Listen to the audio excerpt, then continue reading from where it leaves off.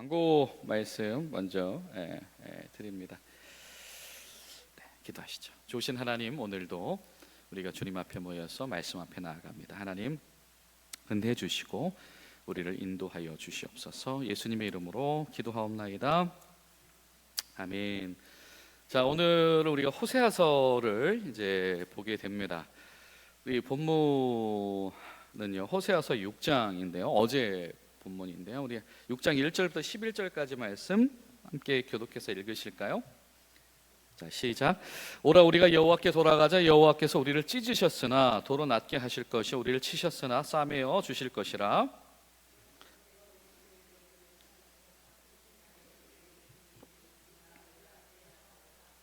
그러므로 우리가 여호와를 알자. 힘써 여호와를 알자. 그의 나타나심은 새벽같이 어김없나니 비와 같이 땅을 적시는 늦은 비와 같이 우리에게 임하시리라 하니라.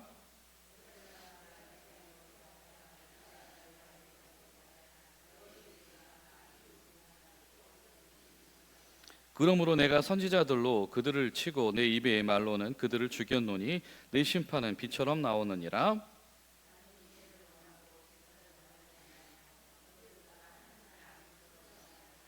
그들은 아담처럼 언약을 어기고 거기에서 나를 반역하였느니라.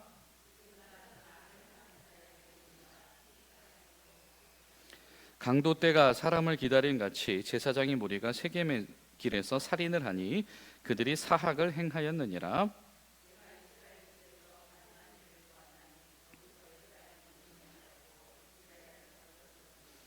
또한 유다여, 내가 내 백성의 사로잡힘을 돌이킬 때에 내게도 추수할 일을 정하였느니라. 아멘. 잘 아시는 것처럼 호세아는 북왕국 이스라엘 제 말미의 예언자입니다. 자, 함께 화면을 보실까요?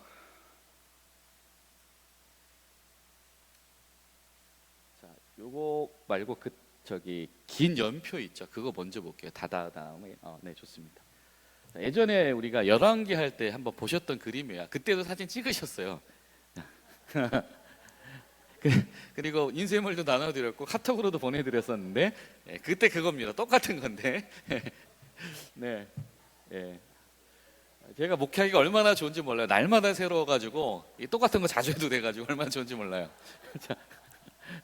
자, 이게 이제 왼쪽이 유다 왕국이죠. 남왕국의 왕들의 연표고, 이 중간에가 북왕국 이스라엘의 연표고, 그리고 맨 오른쪽이 그 시대의 대표적인 이제 예언자들, 선지자들의 이름인데요. 자, 기억나실 거예요. 이 녹색이 그때 이 오므리 집안, 그죠? 아합 집안 이야기였다라고 하는 거. 그리고 하나님께서 예후라고 하는 사람을 통해서 이 아합 집안을 몰아내시고 엘리사 시대로 넘어가면서 이 새로운 왕조를 이스라엘에 세우셨었다. 우리 기억나시죠? 네. 그리고 앞에 이 빨간 체크가 뭐라고 그랬어요? 기억나시는 분 혹시? 이 이스라엘 왕조의 특징, 유다 왕조는 다 솔로몬 이후로 다 다윗의 핏줄들이 다 왕을 했습니다. 그렇죠? 근데 이 북왕국 이스라엘은 다윗의 핏줄이 아니죠. 여로보암 때부터 그 신복들, 군인들이 주로 정치인들이 왕이 되었단 말이에요. 빨간 표시가 뭐냐면 다 소위 말하는, 오늘날로 말하면 이 구테타로 왕이 된 사람들이에요. 전왕을 살해하고 몰아내고 왕이 됐던 사람들. 이 북왕국 이스라엘은 이렇게 굉장히 정치적으로 불안정한 이런 면면이 있었다라고 하는 거, 그것을 우리가 이야기를 했었습니다. 그러나 상대적으로 어떤 나라의 어떤 경제나 규모만 봤을 때 남유다는 그야말로 유다 왕국 중심, 유다 지파 중심의 왕국이고요. 북왕국 이스라엘은 10개 지파가 다 모여 있죠. 여기서 좋은 땅 가지고 있는 에브라임 지파, 므낫세 지파, 우리로 치면 곡창지대에 있는 지파들, 또 이 두루와 시돈 가까이에서 무역을 어떤 독점하는 루트에 있는 이들이 다 북왕국 지파였단 말이죠. 그러니까 이 북왕국이 유다보다 상대적으로 잘 살았어요. 더 부자가 많았습니다. 그리고 군사적으로도 북왕국이 더 셌으면 셌지 유다보다는 약하지는 않았어요. 자기들끼리 사이에서는. 우리가 그걸 이해를 해야 되고, 그리고 이 북왕국 이스라엘 시대에서 가장 잘 살았던 왕들의 시대가 어디냐면 아합 왕. 성경에서 그렇게 욕먹는 아합 왕이지만 이 아합 왕 욕먹는 이유가 이웃 나라들과 수교하면서 그 종교를 도입했던 거잖아요. 바알 신앙을, 아세라 신앙을 도입했던 거였는데 그 덕분에 이웃 나라들과의 관계가 좋았어요. 그래서 정치적으로는 아주 내부적으로 안정되고 잘 살았던 아이러니가 있는 시대가 아합 왕의 시대입니다. 그리고 이 아합 왕과 필적할 만한 시대가 언제냐면 지금 호세아서의 본문이 되는 예후 왕조, 이 아합 가문을 몰아내고 새로 세웠던 가문의 여로보암 2세. 왜 2세라고 하냐면 1세가 있었죠. 1세가 북왕국 최초의 왕이었습니다. 그렇죠?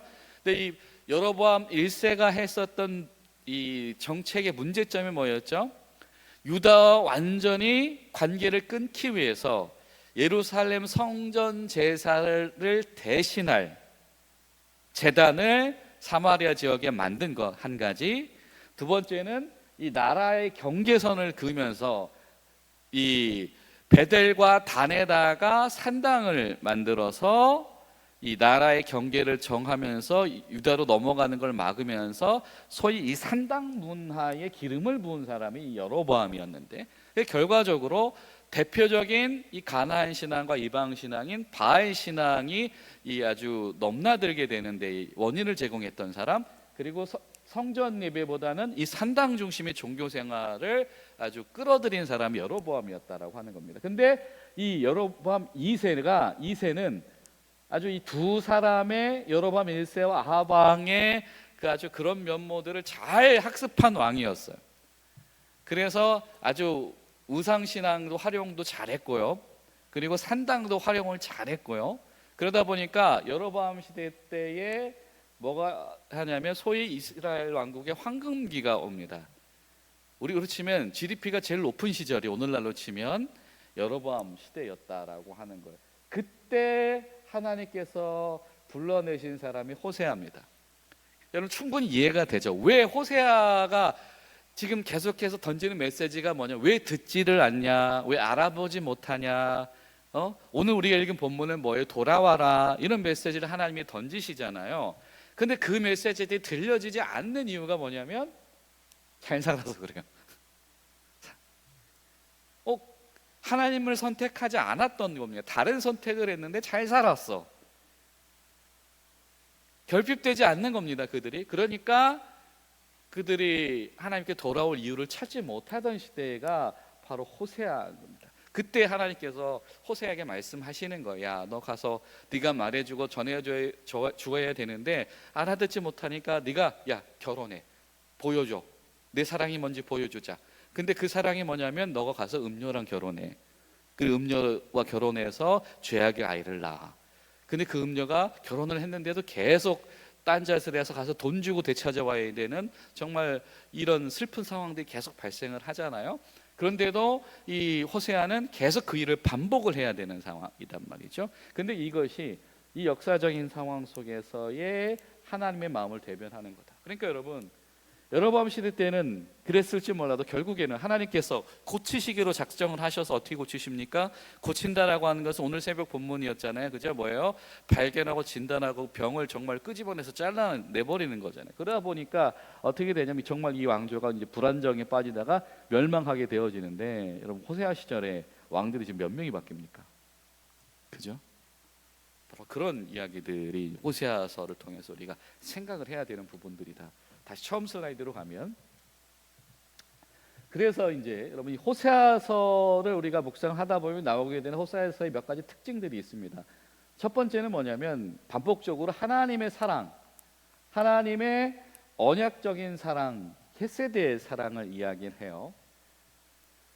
이 이스라엘의 어떤 외면과 불순종에도 불구하고 하나님의 이 일방적인 사랑이 계속되어진다라고 하는 거죠. 이 하나님이 원하시는 것은 그래서 어떤 그냥 명목상 이 하나님 이름을 유지하는 게 아니라 진정한 신앙의 이 순수성을 원하신다라는 이야기. 그리고 두 번째 오늘 본문에서 나왔던 것처럼 돌이켜라, 경로를 변경해서 돌아와라, 회개해라 라고 하는, 그렇지 않으면 이건 심판을 통해서 만질 수밖에 없다라는 이야기가 등장을 하죠. 왜냐하면 세 번째, 하나님은 어떤 하나님? 공의로우신 하나님이시기 때문에 하나님 앞에서 심판, 재판은 필연적이다. 그래서 하나님께서 공정한 재판을 하기 때문에 돌이키지 않은 자는 어떻게 되는 거냐면 그 재판의 결과로 멸망을 당하게 되는 것이다 라고 하는 것이죠. 그럼에도 불구하고 말하는 것이 하나님의 신실함입니다. 신실하다는 이야기는 계속 반복하죠. 무슨 뜻이라고요? 변하지 않는다는 뜻입니다. 어제나 오늘이나 내일이나 같다라고 하는 게 신실하단 말이에요. 미쁘시다 이런 말이 신실하다는 표현이에요. 하나님은 동일하신 하나님. 그래서 하나님은 아무리 이 친구들이 죄를 범했어도 그들을 향한 사랑이 변함이 없으신 하나님이시다라고 하는 겁니다. 그럼에도 불구하고 지금 이스라엘 백성들에게 만연해 있던 것은 무엇이냐면 우상 숭배, 이것을 영적인 간음이라고 표현을 하신다라고 하는 겁니다.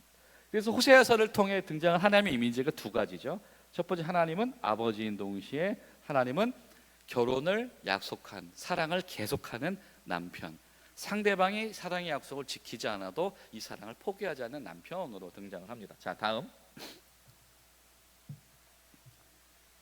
바로 여기로 넘어가나요? 오케이.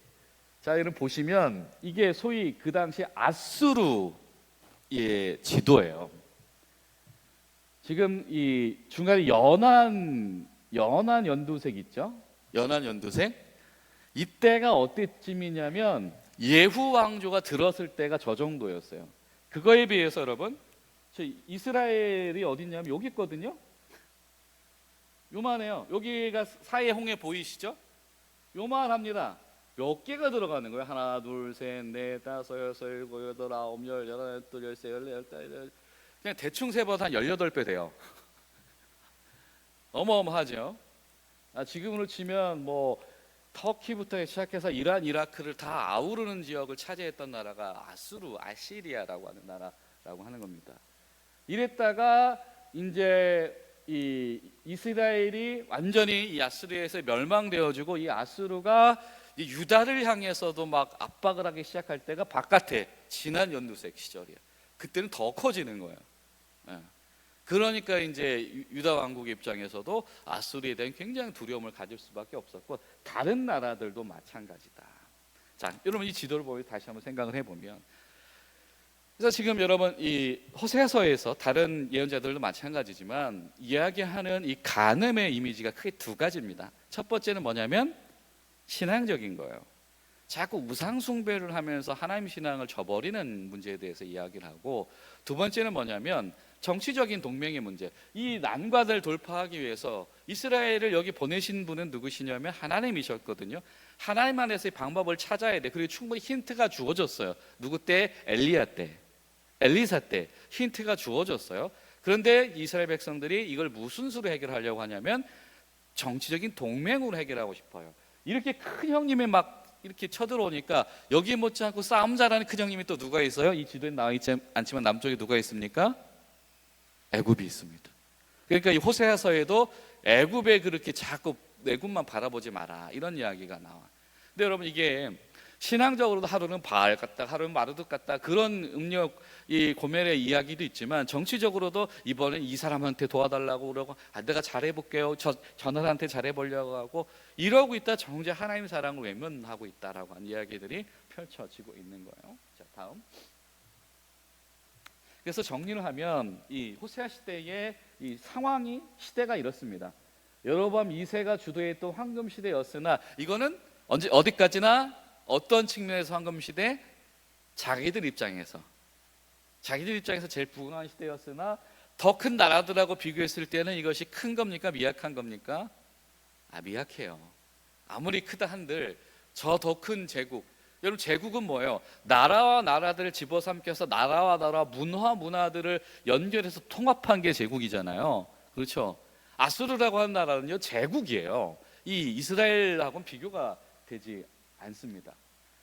자, 그런 정치적인 특징이 있고 그 와중에 지금 멈추지 않는 건 금송아지 숭배. 이 금송아지 숭배에 여로보암 1세가 도입했다는 거잖아요. 그죠? 신앙 상징물로 그 동네 가나안 동네에서 제일 흔했던 신앙 상징물인 금송아지를 갖다 두고 이것이 우리를 인도하는 여호와다라고 이름 붙이는 얼토당토한 일을 우리 입장에서 한 것 같지만, 여러분 근데 우리가 그 사람들 입장에서 생각을 해보면 충분히 나름대로 합리적인 판단을 했을 수도 있다고 착각을 했을 가능성이 높아요.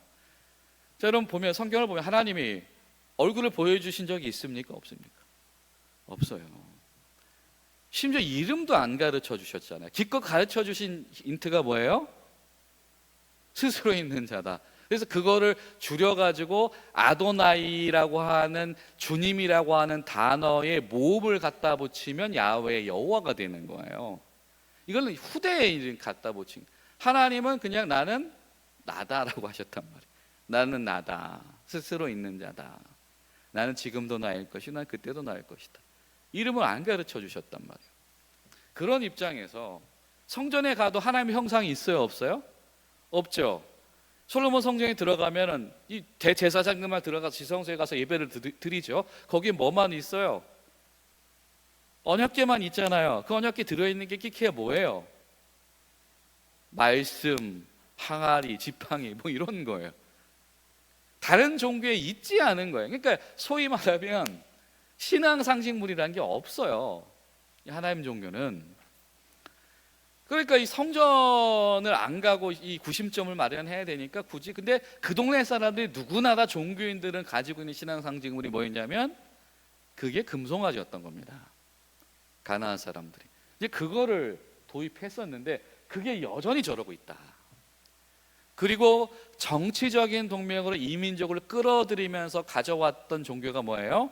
바알, 아세라라고 하는 종교였는데, 자, 이것이 성행하면서 언약 공동체의 정체성을 상실을 했다라고 하는 거죠. 자, 사진을 몇 개 더 볼까요? 다음. 이게 이제 쿤틀렛 아주르라고 하는 곳에서 발견된 토기의 그림인데, 이건 사실 유다의 이야기인데 뭐 유다 때까지도 마찬가지예요. 자, 여러분 이 그림을 보시면 어떤 특징이 있냐면 여기 사자가 있어요. 사자 위에 뭔가 문양이 있고 양쪽에 이 양들, 뭐 말들의 환대를 막 받고 있죠. 이게 뭐냐면은 전형적으로 다음 애굽의 사랑의 여신의 모습의 특징입니다. 알몸으로 사자 위에서 양쪽의 사신들의 이 무대를 받고 있잖아요. 이게 애굽의 킨나라고 하는 이 사랑의 여신의 이 모습이다라고 하는 거죠. 근데 그게 어디까지 들어와서 전이되어 있는 거예요? 이 가나안 땅까지 들어와 있고 그게 유다 지역에서 발견이 된 거예요. 근데 이스라엘 신앙도 마찬가지였다. 크게 다르지 않았다라고 하는 겁니다. 다음. 자, 보면 요 지도 좀 이따 보여주세요. 내가 보여달라고 할 때. 자, 그 토기 중에 또 어떤 게 있냐면, 자, 여기 뭐예요? 아주 큰 짐승들이, 소죠? 소가 뭘 낳았어요? 새끼를 낳았어요. 소가 새끼를 낳은 건 좋은 일이에요? 안 좋은 일이에요? 좋은 일이죠. 뭔가 풍성하게 되는 거죠. 자, 그걸 누가 지켜보고 있어요? 남자와 여자가 지켜보고 있습니다. 자, 다음 클로즈업 한 건데요. 자, 이게 모습이 그 당시에 전형적인 소위 말하는 바알의 모습인데, 근데 문제는 텍스트예요. 뭐라고 써 있냐면 야훼와 그의 부인 아세라가, 무슨 말이에요? 혼합주의가 생긴 거예요. 두 개 중 하나인 거예요. 하나는 어차피 여호와 하나님이라는 이름은 우리밖에 몰라. 아무도 안 알아줘. 그러니까 주변 나라들하고 뭐 할 때 굳이 여호와 이름 대고 막 신앙생활 하면 굉장히 후진 거예요. 그러니까 이거를 은근히 바알이라고 하는 이름이 사실은 고유명사이기도 하지만 보통은 종교의 바알, 뭐 주인 그런 뜻이잖아요. 그러니까 그냥 일반적인 뭐 신이시여 뭐 이렇게만 해도 되는 수 있는 거란 말이에요. 그러다 보니까 저렇게 어느샌가 누군가 민가들에게는 저런 신념들이 자리 잡고 있었다라고 첫 번째 추측할 수가 있고, 또 하나는 뿐만이 아니라 바알이 여호와 신앙을 대체했을 뿐만이 아니라 이신 저신들이 어차피 많이 들어와 있었기 때문에 이 동네에서는 그 여신과 여호와 하나님이 결혼했다라고 하는, 그래서 그들의 지켜봄 통해서 풍성하게 됐다, 뭐 이런 문화들이 자리 잡고 있는 겁니다. 다음. 그래서 보면 저 사람들이 좀 손들고 바라보고 있죠. 뭐 하고 있는 거냐면 종교 행위 하고 있는 거예요. 근데 종교 행위를 하고 있는 건데 그 종교 행위의 대상이 누구냐면 앞서 지금 같은 토기군에서 발견된 거잖아요. 저들을 향해서 종교 행위를 하고 있는 거예요. 이런 게 발견이 되는 겁니다. 혼합주의다라고 하는 거죠. 지금 이 북이스라엘 상황이 마찬가지. 호세아를 통해서 하나님의 메시지가 전달돼. 하나님을 잊어버린 게 아니에요. 근데 실생활에서는 뭐가 많이 있는 겁니까? 나에게 유익이 된다라고 한다면, 얼마든지 나를 만족하게 한다면 갖다 쓸 수 있는 혼합주의가 만연한 거예요. 자, 다음. 자, 이걸 보기 전에 이제 지도를 먼저 봐야 돼. 아까 그 지도로 가면, 자, 여러분 이게 뭐냐면, 그래도 여러분 이 유대 땅, 이스라엘 땅이 왜 축복받은 땅이냐면, 이 진한 갈색이 있잖아요. 이게 다 길이거든요. 결국 무역로예요. 애굽 문명이 저 위에 문명이랑 가려면 결국 어디를 지나가야 돼요?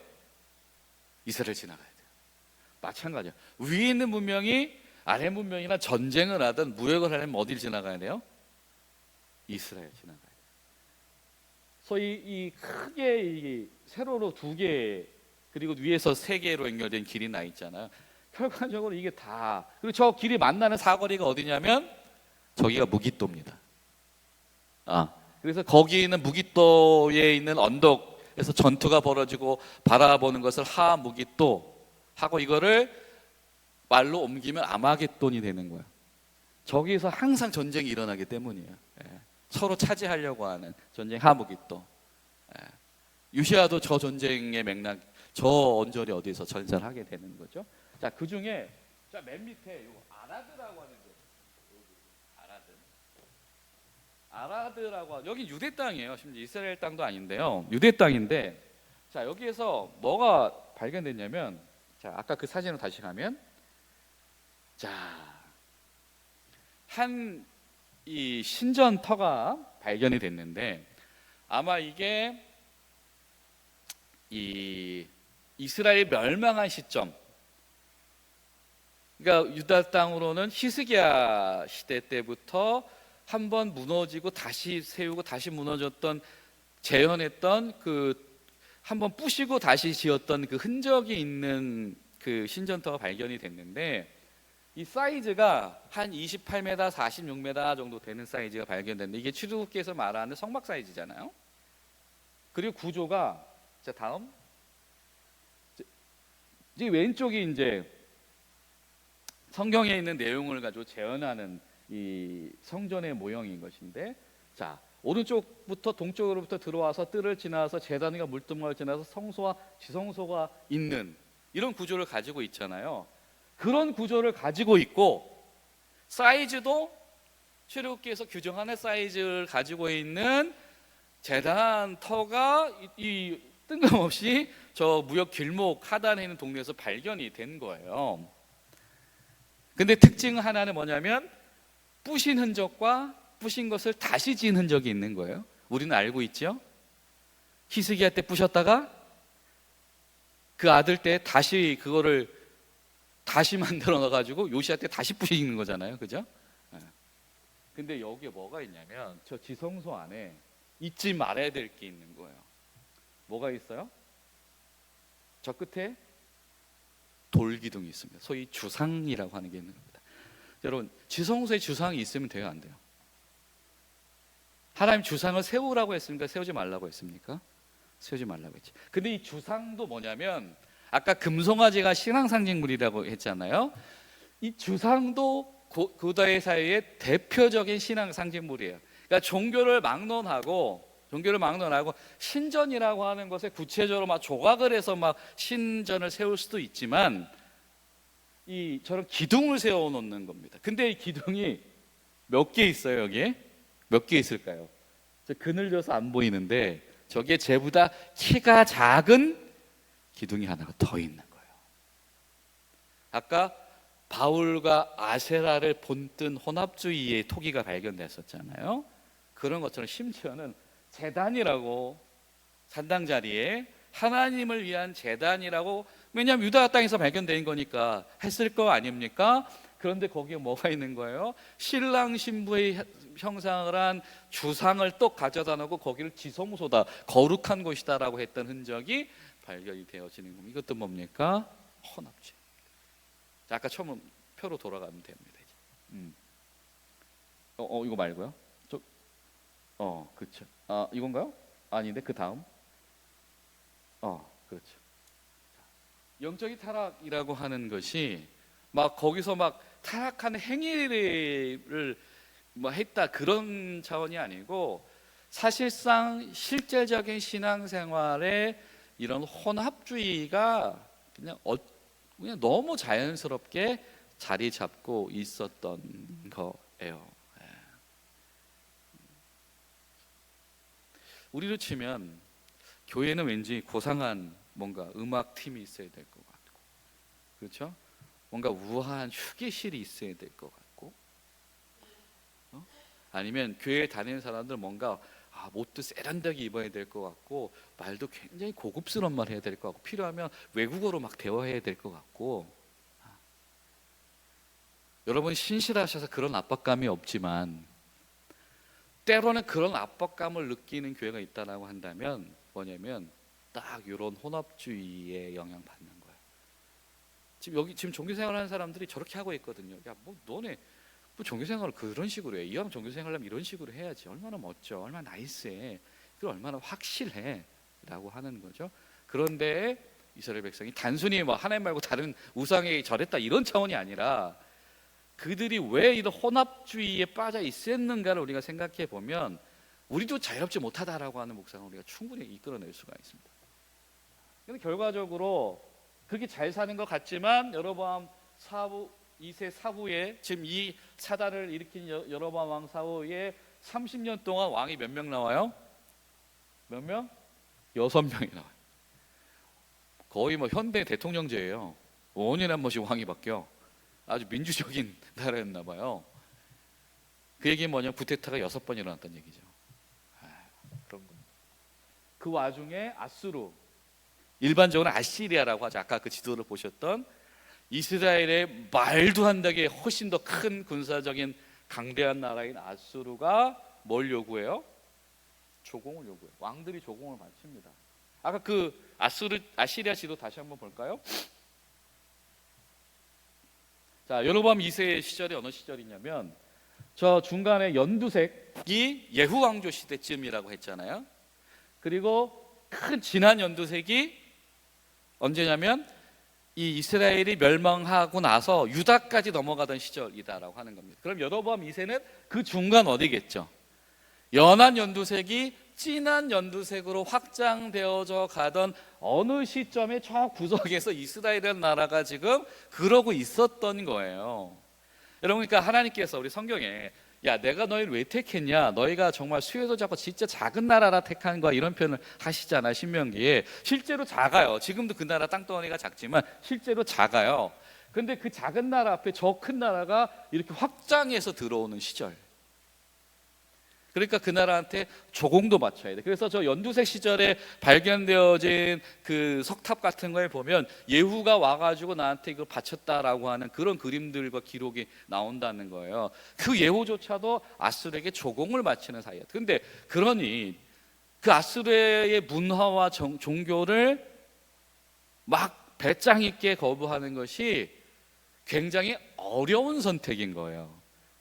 그래서 요즘 식으로 표현하면 리스크가 큰 선택인 거예요. 지도자들 입장에서는. 그러니까 그거를 안 하는 겁니다. 그러니까 이 아수르 닮아가기를 하는 것이고, 그것이 신앙의 영역에서는 우상 숭배인 거예요. 그렇게 되는 겁니다. 자, 다음. 그래서 이 호세아서를 읽다 보면 호세아서를 통해서 우리에게 드러나는 이 메시지들을 보면서 우리가 어떤 생각을 하게 되냐면 이 호세아라고 하는 예언자가 가지고 있는 역사적인 이해, 이스라엘의 쇠퇴, 멸망, 이 속에서 그가 하나님 앞에서 어떻게 부름받았나라고 하는 것. 그래서 지금 이스라엘이 당하는 이 고난을 하나님으로부터 온 심판으로 해석하는 것. 자, 이 부분. 그리고 좀 이따 여러분 제 이야기 좀 더 할게요. 그리고 정치적인 통찰은 자, 이 아수르 외교적 관계, 내부적 정치 불안정 이 부분들을 해결하려고 하는 방법. 정치적으로 여기 붙었다 저기 붙었다 하는 것들을 이거를 가늠하는 행위다라고 그 통찰해서 연결시키고 있는 부분들. 그리고 이 어떤 비유라든지 남편이라든지 이 표현을 통해서 뭔가 강렬하게 메시지를 전하고 있잖아요. 그 일 통해서 우리는 그렇게 해서라도 메시지를 전하고 싶어 했던 그런 부분들을 우리가 잘 생각해 볼 필요가 있는데, 자, 여러분 하나님의 심판으로 해석하는 거, 여러분 저거 누가 시작한 걸까요? 누가 시작한 걸까요? 언제부터 이런 생각이 생겨났을까요? 이스라엘이 멸망하고 나서입니다. 결국 이렇게 멸망당했잖아요. 그랬을 때 이스라엘 사람들과 주변국 사람들, 유다 백성들 사이에서 어떤 생각이 퍼졌냐면 여호와 하나님 힘이 약한가 보네. 그런 거예요. 그렇게 모르긴 몰라도 저 아수르가 힘이 센가 보다. 그래서 여호와라고 하는 이름이 이스라엘과 유다의 이 민족 신이 다른 신들보다 힘이 약하네, 이런 신앙이 퍼져가고 있을 시점에 그때 왕이 된 사람이 누구냐면 요시야인 거예요. 그 신념에 굴복한 이들은 히스기야의 후대고 요시야의 선대왕들이죠. 그죠? 그러니까 어떻게 한 거예요? 더 센 신들인 나라인 이웃 나라들의 문화와 종교를 받아들여가지고 다시 우상 숭배를 쫙 깔아버렸다는 거잖아요. 자, 근데 요시야 시대 때에 뭐가 발견됐죠? 성전에서 두루마리가 발견됐죠. 누군가 모아놨었잖아요. 그죠? 그걸 모아놓은 사람들이 누구냐는 거예요. 그게 바로 이 호세아의 정신을 계승하는 이스라엘로부터 유입된 사람들이었습니다. 그 멸망을 지켜본 사람들이에요. 근데 그 사람들 눈에는 지금 이 나라가 당하는 멸망이 어쩔 수 없이 불가항력적으로 당하는 굴욕인 거예요? 하나님의 경고에 이어진 심판인 겁니까? 하나님의 경고에 이어진 심판인 거예요. 그거를 기억하는 사람들이 또 유다에 남아있던 사람들과 한마음이 되어서 어느 순간에 집대성에 놓았었던 하나님 시각에서에 대한 평가와 하나님에 대한 율법들을 발견한 사람이 누구예요? 요시야였던 거고, 요시야가 그걸 가지고 종교개혁, 정치개혁을 단행하면서 다 하죠. 종교개혁도 하고 주변 나라들과의 관계를 끊죠. 그리고 막 한판 붙어서 막 싸우기도 하고 그렇게 하죠. 그때부터 여호와 하나님이 세상의 주관자다라는 신앙이 명확하게 계승되기 시작을 하는 거예요. 왜? 이미 기록이 되었으니. 그렇죠? 그래서 열왕기서가 결국에는 그런 사람들에 의해서 기록이 되어지는 것인데, 열왕기서가 우리가 왜 이렇게 심판을 멸망하게 되었을까의 결론을 뭐로 맺는 거예요? 하나님이 우리 심판하셨다라고 맺을 수 있는 거예요. 다른 에스겔서나 예레미야도 마찬가지죠. 누가 심판하셔서 고난당한 거예요? 하나님이 심판하셔서 고난당한 거예요. 그 신앙이 이 무렵에 본격적으로 자리 잡고 계승되기 시작을 하는 겁니다. 근데 그 시초를 알리는 신앙의 뿌리 중에 하나가 뭐냐면 지금 이 시대, 호세아 시대. 자, 여러분 이런 전제를 가지고 오늘 말씀과 우리 본문을 보셔야 돼요. 자, 그래서 한번 보면 여러분 호세아서 6장에 키워드들이 좀 있어요. 자, 어떤 게 있냐면 돌아와라라고 하는 표현이 너무 유명하죠. 찬양도 여호와께 돌아와라라는 찬양이 있죠. 돌아와라, 복귀해라, 이런 표현이 등장을 합니다. 그리고 어떻게 복귀해서 뭐 하자고? 여호와를 알자, 이런 표현이 등장을 해요. 3절에 보면 알자, 안다라고 하는 게 그냥 인지한다라는 게 아니죠. 안다라고 하는 건 뭐예요? 부부가 계속 살을 맞대고 침대를 같이 쓰고 평생 알아가는 것처럼 계속 관계를 맺고 서로 알아가는 게 알아가는 겁니다. 그 단어를 하나님이 쓰신다는 거예요. 성경에서 계속 알아가자라고 요청을 하신다라고 하는 겁니다. 또 6절에 나오는 단어 헤세드, 이 호세아서는 이 헤세드 얘기를 계속해요. 하나님의 인애로운 사랑, 인내심의 사랑, 참으시는 사랑, 한쪽의 일방적인 사랑, 그 얘기를 이야기를 합니다. 그리고 유명한 이야기 6장 6절에 나는 인애를 원하고 제사를 원하지 않는다. 이 제사라고 하는 말이 희생제사예요. 그 의식이에요. 의식을 안 한 게 아니에요. 다만 혼합주의 속에서 의식을 했는데 하나님은 그것을 진짜 사랑이라고 이야기하지 않는다라고 하는 겁니다. 언약, 심판, 이 단어들을 우리가 기억을 해야 돼요. 자, 이런 메시지 속에서 한번 보시죠. 우리 매일성경 102쪽을 보면, 자, 힘써 여호와를 알자. 자, 종말의 시대를 사는 성도에게라고 하는 주제입니다. 하나님의 마음을 아는 호세아는 하나님께로 돌아가자고 힘써 하나님을 알자고 호소합니다. 그러나 이스라엘 백성은 하나님을 떠난 적이 없다고 생각합니다. 하나님께 꼬박꼬박 제사를 드렸기 때문입니다. 자, 그런데 이것이 그냥 의식만 남아있는 혼합주의다라고 하는 거 우리가 염두에 둬야 합니다. 하지만 그 하나님은 그들의 하나님의 뜻을 모르고 하나님을 떠났다면서 한탄하십니다. 하나님을 안다는 것은 무엇일까? 여러분, 혼합주의는 하나님을 아는 게 아니다. 혼합주의는 결혼한 게 아니다. 그죠? 남편이 있는데 또 다른 남편에게 가고, 하루는 본 남편, 하루는 다른 남편, 이거는 결혼 생활을 하는 게 아닌 거죠. 바로 그 비유를 이 호세아서가 말씀을 하고 있어요. 자, 호세아가 백성에게 여호와께로 돌아가자고 호소합니다. 여호와께로 돌아가자라고 권면하는 근거는 무엇입니까? 첫 번째는 뭐예요? 하나님께서 찢으셨지만, 치셨지만 뭐 하신다? 낫게 하시고 싸매 주신다. 이거 뭐예요? 치료하는 거죠. 수술했다는 이야기잖아요. 그죠? 환부를 찢어서 도려내고 싸매는 거 뭐 하는 겁니까? 이거 수술하는 거잖아요. 하나님께서 치신 것이, 이것이 돌아가야 될 근거이다라고 이야기를 해요. 또 무슨 얘기를 합니까? 무슨 얘기를 하냐면 이틀 후에 우리를 살리시며 셋째 날에 우리를 일으키실 것이다. 하나님께 돌아오는 자들에게는 새살이 돋아나듯이 새 소망을 있게 하실 것이다. 그러니까 돌아와라 라고. 자, 여러분, 하나님이 찢었는데 하나님께서 우리 혼내니까 돌아갑시다, 이 이야기를 하는 것이, 여러분, 이것은 예언자의 믿음인 거예요. 하나님이 치셨는데, 하나님이 치시니까 우리 하나님께 돌아가야지, 이야기를 해줄 수 있는 게 예언자다라고 하는 겁니다. 자, 2번, 여호와를 힘써 알자고 권면하는 선지자는 어떤 소망을 품고 있습니까? 어떤 소망을 품고 있죠? 여호와를 힘써서 알자. 이 알아간다라고 하는 거는 평생 관계 맺으면서 평생 알아가는 거라고 그랬죠. 이 호세아는 하나님을 평생 알아가자, 그 얘기를 하고 있습니다. 하나님은 신실하시며 백성이 돌아오며 회복하실 하나님을 평생 알아가자라고 하는 겁니다. 자, 나눔 1번. 자, 하나님께서 멀어지고 하나님을 모르는 것이 재난이고, 하나님께로 돌아가고 하나님을 아는 것이 회복입니다. 하나님께로 돌아가야 되는 삶은 무엇인지, 하나님을 알기 위해서 어떤 노력을 해야 되는지 이야기해보고 서로 기도해 봅시다. 잘 이야기하시면 되는데, 어쨌든 중요한 것은 호세아가 하나님께 돌아가는 것이 지금 당한 하나님 앞에서의 재난을 극복하는 길이다라고 이야기한다. 하나님은 때론 찢으실 수 있다, 치실 수 있다. 근데 그것이 하나님의 수술이다 라고 하는 것. 그것을 우리가 다룰 필요가 있습니다.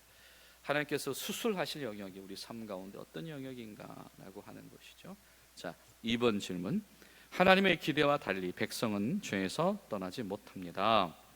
하나님의 백성을 심판하실 수밖에 없는 까닭은 무엇입니까? 왜 그렇습니까? 마치 4절을 보니까 백성의 사랑은 어떤 사랑이에요? 아침 구름같이, 이슬같이 사라지는 사랑이다. 있었는데 없어요, 그거죠. 흔적과 형체가 남아있지 않습니다.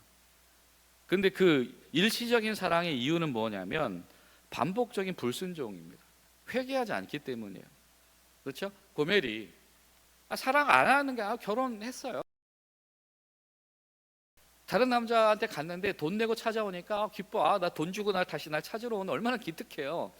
그러나 자신이 돌이켜 범했던 죄에 대해서는 돌이키지 않기 때문에 사랑을 모르는 것이 아니나 똑같이 반복되어진다라고 하는 겁니다. 자, 하나님의 심판이 때로는 이 백성들의 사랑 그리고 순종이 형식적이고 공허할 때 불가피하게 이루어질 수 있다. 여러분, 호세아서를 통해서 우리가 기억해야 되는 건 뭐냐면 이 제스처를 안 한 게 아니죠. 너희가 희생 제사를 안 드렸기 때문에 지금 하나님 심판하신다, 그 얘기를 하는 게 아닙니다. 희생 제사를 드려요. 주일 성수해요. 너희가 주일 성수를 하는데 나를 사랑하지 않기 때문에 심판하신다는 거예요. 네가 주일 성수를 하지만 나를 사랑하지 않는 그 이유가 너에게 네 인생 가운데 있기 때문에 그 원인을 내가 수술해서 도려내겠다라고 하나님께서 말씀하고 계시다라고 하는 겁니다. 자, 2번, 하나님이 원하시는 것과 원하시지 않는 것은 각각 무엇입니까? 원하시는 건 뭐죠? 두 가지죠. 인애, 그리고 두 번째는 하나님을 아는 지식. 하나님의 사랑, 하나님의 사랑 어떤 사랑이에요? 포기하지 않는 사랑, 인내심의 사랑이다라고 하는 거고, 그리고 하나님을 아는 지식. 하나님이 무슨 제사를 원하는지 알아야지. 저런 주상이라든지 그런 제사가 아니잖아요, 그죠? 이름도 안 가르쳐 주신 하나님이신데 너를 위해서도 형상 만들지 말고 내 형상도 만들지 말라고 하셨던 하나님이신데 그러하다. 원하시지 않는 건 무엇입니까? 형식적인 종교행, 형식적인 믿음, 형식적인 제사, 의식을 안 하는 게 아니다라고 하는 것이죠. 여러분, 가끔 우리가 이게 예배인지 뭔지 헷갈리는 예배들이 있어요. 이 사람을 높이기 위한 것인지, 이 사람을 위한 행사를 하면서 그냥 뭔가 권위를 부여하기 위해서 종교적인 의식을 하는 행사들이 있죠. 이런 거 상당히 위험할 수 있다. 그러니까 여러분, 우리가 하나님 앞에서 예배라고 하는 부분들을 정말 신실하게 하기 위해서 정말 최선을 다할 필요가 있는 겁니다. 자, 백성들은 어떻게 살고 있습니까? 7절에 뭐라고 말해요? 언약을 어겼다, 반역했다. 8절에 뭐라고 말해요? 악을 행하는 자의 고을로 가버리겠다. 자, 세겜의 제사장은 강도처럼 행했다. 자, 지도자들이 타락했을 뿐만이 아니라 지도자의 영향을 받아서 동네 사람들 다 타락했다, 그 얘기를 하고 있습니다. 10절은 무슨 얘기를 하죠? 이스라엘 집에서 가증한 일을 보았다. 아까 우리 주상, 그죠? 보셨잖아요. 이 동네 건 아니지만 그런 일들이 벌어지고 있는 거예요. 저 바알 신상 갖다 놓고 이게 하나님이다, 아세라랑 부부다, 뭐 이런 얘기 갖다 붙이고 이런 일을 하고 있는 거예요. 우상 숭배, 도덕적인 타락이 아주 만연했다라고 하는 거죠. 그러니까 여러분, 이 지금 호세아서에서 지적당하는 문제는 뭐냐면 지도자와 백성이 둘 다 타락했다라고. 둘 중에 하나 제동을 걸어야 되는데 지도자가 타락했으면 백성이 제동이 걸리지. 백성이 타락했으면 지도자가 제동을 걸어야 되는데 둘 다 지금 정신 못 차리고 있으니까 하나님께서 비평가인 예언자를 세우신 겁니다. 그게 호세아인 것이죠. 왜 하나님께 돌아가야 되는지, 참된 신앙과 외식적인 신앙이 무엇인지, 여호와를 아는 것이 왜 중요한 것인지가 오늘 본문의 핵심이 되겠습니다. 자, 나름 2번 질문. 자, 하나님은 형식적인 예배보다 하나님을 아는 것과 인내를 원하십니다. 하나님을 아는 것은 인내의 삶으로 드러나기 마련입니다. 내게 나타내는 인내는 어떤 모습입니까? 인내, 하나님의 변치 않는 사랑, 의식적인 제사가 아니라 하나님의 구체적인 사랑과 긍휼. 하나님을 사랑하는 사람이, 예수를 닮은 사람이 그 안에서 예수가 발견될 수 있을 것인가? 라고 하는. 우리가 예전에 고전이 있죠. 예수라면 어떻게 할 것인가? 라고 하는 그 책이 있었잖아요. 그런 의식이 필요해요. 예수님의 사랑을 우리가 다른 제자들이다라고 한다면 그것을 어떻게 반영할 것인가의 문제들. 자, 나눔 2번. 하나님을 알지 못하는 이스라엘 백성은 폭력, 살인, 사악, 가증, 음행을 저질렀습니다. 하나님을 모르는 자들을 삼키는 죄악들이었습니다. 오늘날 하나님을 모르거나 이지를 때 빠지기 쉬운 죄악이 무엇이 있습니까? 마치 하나님을 모르는 자처럼 똑같은 죄악들을 범한다라고 하는 거죠. 그 이유는 무엇입니까? 하나님을 경외하지 않기 때문입니다. 하나님을 경외하지 않는다. 경건한 삶은 하나님을 경외하는 것이다. 유혹과 죄의 본질이 뭘까요? 물질주의, 이기주의, 중독, 이런 것들. 하나님과의 관계를 단절시키는 모든 것들은 우리에게 죄와 모상과 유혹이 될 수 있다라고 하는 것.